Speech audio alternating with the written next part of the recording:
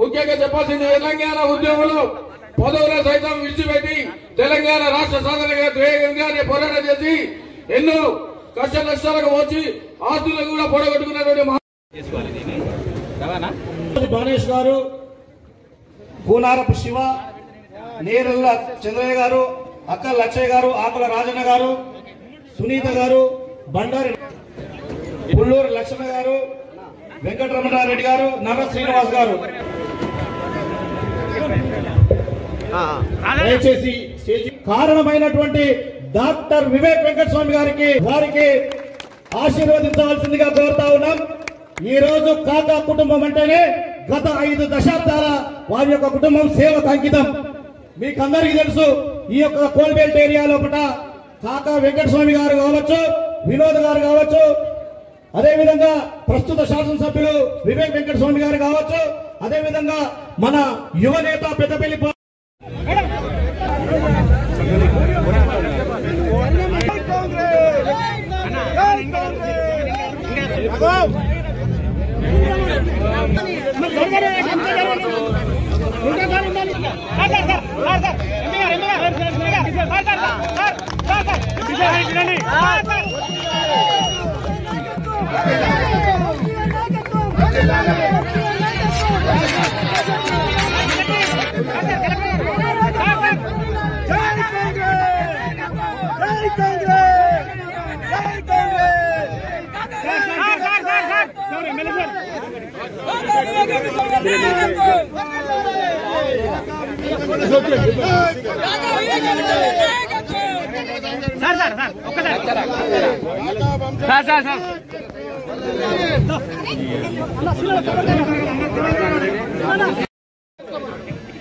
ఉపలబ్ధ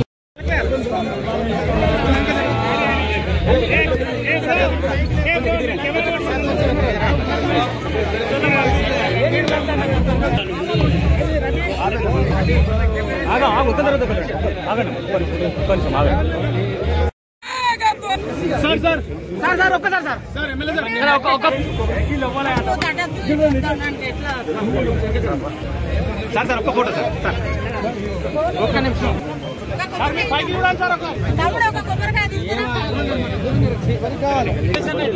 జరగండి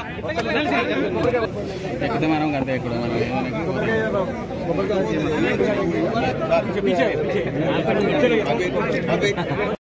ఈ railway over bridge ఇదే ఒక్కటే కాదు పని R&D తరఫున. మొన్న నేను పోయి ముఖ్యమంత్రి గారికి ఇంకా మన కోమటిరెడ్డి వెంకటరెడ్డి గారికి చెప్పినాను, మా ప్రాంతంలో ఇంకెక్కువ నిధులు కావాలంటే 70 కోట్ల రూపాయలు 70 కోట్ల రూపాయలు మన ప్రాంతానికి శాంక్షన్ చేయడం జరిగింది రోడ్ల మరమ్మతు రెన్యూవల్స్ కోసం. సో అన్ని చోట్ల కూడా ఫాలో అప్ చేసి మనకు ఏదైతే మన ప్రాంతానికి అభివృద్ధి కావాలో ఈ అన్నిట్లో కూడా మనం కష్టపడుతున్నాము. మీరు కానీ అందరూ అనుకుంటారు సార్ రేపే పని అనుకోవాలి, కాదు రేపే కాదు పని. నేను నిన్న చాలా ఆశ్చర్యపడిపోయినా, ఎందుకంటే వెంకంపేటలో TV9లో ఒక ఆర్టికల్ వచ్చింది, ఒక క్లిప్పింగ్, ఏమని అక్కడ బిందెలతోని బతుకమ్మ ఆడుతున్నారు, నీళ్ళు వస్తలేవని. కానీ నిన్న RWS ఇంజనీర్ పోయినప్పుడు అక్కడ ఆ బోర్వెల్ నడుస్తున్నది కేవలం ఎమ్మెల్యేని దుష్ప్రచారం చేయాలని చెప్పి అది ఆ క్లిప్పింగ్ వేయడం జరిగింది.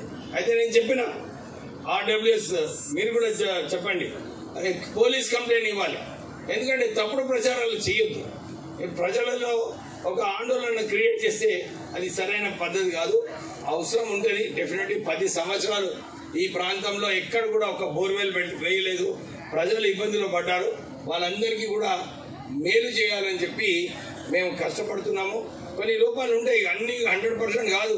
మనం కూడా ఇల్లు నడిపించుకునేటప్పుడు 100% అన్ని మంచిగా ఉంటాయమ్మా, కొన్ని ఉంటాయి, తప్పులు ఉంటాయి, డిలేస్ ఉంటాయి. ఇవన్నీ కూడా మనం చేసుకునే అవసరం ఉన్నది. మీరందరూ కూడా ఓపిక పడాలి. డెఫినెట్లీ మన కాంగ్రెస్ ప్రభుత్వము మీకు అందరికీ కూడా మేలు చేస్తుందని చెప్పి మీ అందరికీ ఇంకొక భరోసా ఇవ్వాలని ఉంది. మనం ఎలక్షన్ క్యాంపెయిన్లో మనం అందరం కూడా 200 యూనిట్లు ఫ్రీ కావాలని మేము మాట ఇవ్వడం జరిగింది. అందరికీ 200 యూనిట్లు ఫ్రీ వస్తుందా లేదమ్మా? మొదలు ఎవరైతే అప్లై చేసుకున్నారో అందరికీ 200 యూనిట్లు మంచిగా చేతులు ఎత్తండి. కొందరు లేపుతున్నారు ఇది అందరికీ. సో కొన్ని చోట్ల నేను పోయిన చోట్ల కొన్ని చోట్ల 500 రూపాయల గ్యాస్ ఏదైతే ఉన్నదో కొందరికి రావట్లేదు అని చెప్పి అంటున్నారు. కానీ నీ ఎలిజిబిలిటీ లేకుండా రాదు. నువ్వు సింగరేణి ఎంప్లాయ్ అయితే రాదు. ముందు చెప్తాను. ఇప్పుడు మన కలెక్టర్ గారికి ఇప్పుడే చెప్పినాను, ఈ 500 రూపాయల గ్యాస్ కూర్చోయాలి ఇస్తాను. అడిగినవా? నాకు కండువా వేసుకున్నాం, కూర్చో ఇస్తా, కూర్చో.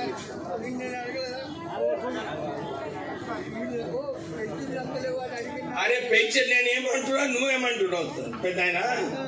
పెన్షన్ల గురించి కలెక్టర్ గారు ఇప్పుడే ఏం చెప్పారు, ఈ మంత్ ఆఖరి నుంచి అందరికీ కూడా కార్డులు వస్తాయి, ఓపిక పడాలి. ఎందుకంటే మీ ఆవేదన నాకు తెలుసు. ఇట్లా అందరి ముందు మీరు ఇట్లా మీటింగ్ డిస్టర్బ్ చేస్తే కూడా మంచిది కాదు. ఎందుకు లేట్ అవుతున్నదంటే అందరు కూడా గమనించాలి ఈ విషయం. ఈ కొత్త కార్డు ఏదైతే ఇస్తున్నారో రేషన్ కార్డు, దీన్ని ఫ్యామిలీ కార్డు అంటారు. ఈ ఫ్యామిలీ కార్డుల ఎవరెవరికి ఏమేమి అర్హత ఉంటుంది, ఎంతమందికి ఈ ఫైన్ రైస్ బియ్యం లభించాలో, రాజీవ్ ఆరోగ్యశ్రీలో ఈ సంవత్సరం వీళ్ళు ఎన్ని నిధులు ఖర్చు పెట్టుకున్నారు, వీళ్ళకి రుణమాఫీ ఎంత వచ్చింది, ఇవన్నీ కూడా ఈ ఫ్యామిలీ కార్డులో వస్తుంది. అయితే మీరు 10 సార్లు ఇక్కడక్కడ తిరిగేది అవసరం ఉండదు. ఈ కార్డు వచ్చిన తర్వాత ఈ కార్డుని ప్రిపేర్ చేయడానికి సాఫ్ట్వేర్ కోసము టైం అవుతుంది. అందు గురించి రేషన్ కార్డులు అన్ని కూడా డిలే కావడం జరిగింది. ఇప్పటి వరకు మన రాష్ట్రంలో 85 లక్షల రేషన్ కార్డులు ఇచ్చినారు.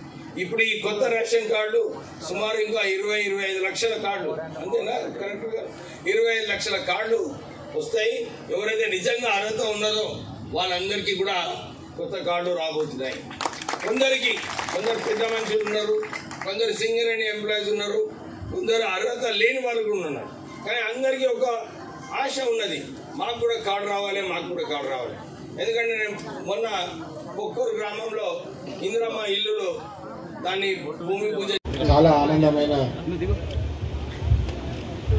ఒక పండగ లాగా అనిపిస్తుంది నాకు. ఎందుకంటే ఎలక్షన్ క్యాంపెయిన్ అప్పుడు రైల్ ప్రమాదంలో సాయంత్రం పూట మేము క్యాంపెయినింగ్ చేసేటప్పుడు ఇద్దరు బైక్ మీద పోతుంటే ఇమ్మీడియట్గా వాళ్ళకి యాక్సిడెంట్ అయ్యి వాళ్ళు ప్రాణాలు కోల్పోవడం జరిగింది. నేను అక్కడనే ఉండే అప్పుడు స్పాట్కి వచ్చి మేము అక్కడ ప్రమాదం చూస్తే ఆ బర్నింగ్ ఇష్యూ అప్పుడు ఏముండేనంటే 10 సంవత్సరాల క్రితము వివేక్ గారు ఎంపీ ఉన్నప్పుడు వారు ఏదైతే శాంక్షన్ చేయించారో కేవలం నిర్లక్ష్యం వల్ల ఆ ప్రాజెక్ట్ని ముందుకు తీసుకోకపోవడం అన్న విషయం అక్కడ లోకల్ స్థానికులు చెప్పడం జరిగింది. ఈ కన్స్ట్రక్షన్ అనేది 10 సంవత్సరాల నుంచి నడుస్తున్నది, ఇక్కడ మా బస్సులు అని చెప్పి చాలా బాధపడ్డారు. అప్పుడు క్యాంపెయిన్ అప్పుడు కూడా మాట ఇవ్వడం జరిగింది. ఇన్ఫ్యాక్ట్ గెలిచిన తర్వాత ఫస్ట్ కొబ్బరి వారానికి నెలకి ఫాలోఅప్ చేసి కొన్ని ల్యాండ్ ఇష్యూస్ ఉంటాయి, అప్పటికి కూడా కొన్ని క్లియరెన్స్ ఇష్యూస్ ఉంటాయి, అన్నీ దగ్గరుండి పర్సనల్ ఫాలోఅప్ వివిధ గారు ఫాలోఅప్ చూస్తున్నారు మీరు అందరూ. మధ్యలో నేను కూడా వచ్చి ఇక్కడ అధికారులను కనుక్కోవడం జరిగింది ఏమైందని చెప్పి. ఇక్కడ కాంట్రాక్టర్ గారు కూడా ఉన్నారు, వారితో కూడా చాలాసార్లు ముచ్చట్లు పెట్టి ఏంటి ఎందుకు ఇట్లా అయితే ఎట్లా ముందుకు తీసుకుపోవాలని చెప్పి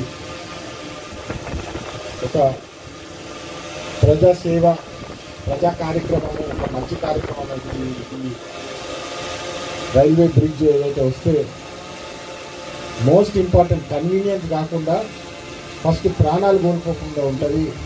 ప్రాణాల కోసం అన్న మనం ఈ ప్రాజెక్టు తొందరగా కట్టేయాలని చెప్పి ఒక కంకణం కట్టుకొని ఈరోజు ఈ ఓపెనింగ్ ఫంక్షన్కి వచ్చినందుకు నాకు చాలా ఆనందంగా ఉన్నది. అందరికీ శుభాకాంక్షలు, కేతన్పల్లి ప్రజలందరికీ నా ఆర్థిక శుభాకాంక్షలు. కొన్ని ముఖ్యమైన విషయాలు చెప్పాలి. ఇప్పుడు చెప్తుండే పార్లమెంట్లో ఇష్యూస్ రేజ్ చేస్తున్నామని చెప్పి నేను పార్లమెంట్ ఎక్కడైనా మొదటి రోజు నుంచి రిజిస్ట్రేషన్ చేసేటప్పటికి వెళ్ళి అందరు అడుగుతుంటారు ఎవరు ఇక్కడ ఏ కాన్ఫరెన్స్ ఫస్ట్ డేకి వెళ్ళి నేను పెద్దపల్లి అనగానే అదే ఉదయం बहुत बड़े लीडर थे काका वेंकट स्वामी जी వెళ్తే అని చెప్పి ఫస్ట్ వాళ్ళు ఇమ్మీడియట్గా చాలామంది సీనియర్స్ దగ్గర కూడా పోయి సాబ్ తెలంగాణ సే ఆయే అంటే ఫస్ట్ కాకా గురించి వాళ్ళు గుర్తు చేసుకుంటారు. ఎందుకంటే అప్పుడు దాదాపు ఆల్మోస్ట్ 25 సంవత్సరాల క్రితం నోట్ స్కామ్ అప్పుడు ఏదైతే జరుగుతుందేమో అప్పుడు కాకా గారు పార్లమెంట్లో అప్పుడు ప్రైమ్ మినిస్టర్ ముందు